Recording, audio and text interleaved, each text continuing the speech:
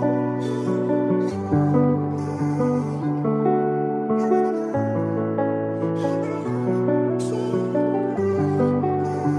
Vanessa got the sauce. Digo prazer tolo, uda kwayai,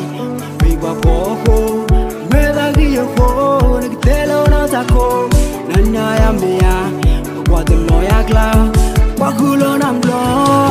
Mari era mua tome clearly you down na mene pulia keko ba you long te chake ya tiron sia you tausa hello chelo wa cheomba digo no poda kwa loli hi bola we ko pasundo ba nora teza ezuka tukoka ba mu kwirwa lo de na boya ko uta uta ya toga tu lo ya tene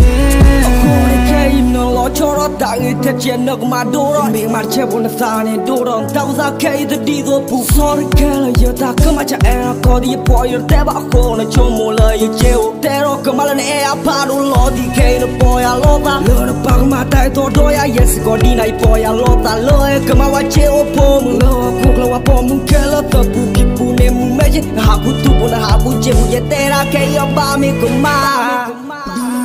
Dai bu boy Oje da da Tuoria wi Dikoru Kei bade tu Chumona fere tu Oba kudu meti Dai bu boy Kei ale mi ofi Te no su no sanake Kop su nem ni klare Esa hi Bakaro ta erkai Ta bukli te winoti Afkone chomo yuhi Lo ple lo kalisi Kwa the wa erandonia Na bona ania Kopi learning Kibuli no the tea I let the planning do No the lord and wrong Kuba give a call That body so ya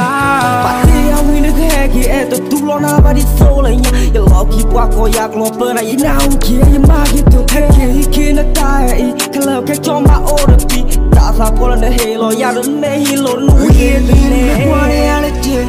the love wave on me be back one let I call if I lumolele all we have is in a style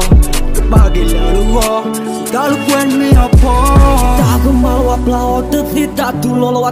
te bur ma cha ta ya di ne na ke na po na mi tu lo na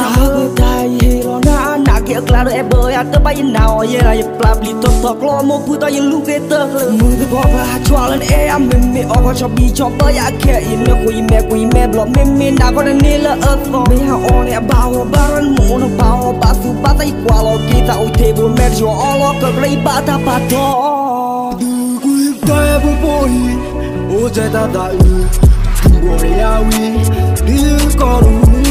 Kei bade tu Chumona fere tu Oba kudu meti Dai bu boy Wada mi tumu Je lu ye la ye ofe Ta tuwa na he loya Lo mamu pe ye muka Lo tili ta e wey Du lo shuli ye meti Anang ke tu no teni Ta e du ni me kliblo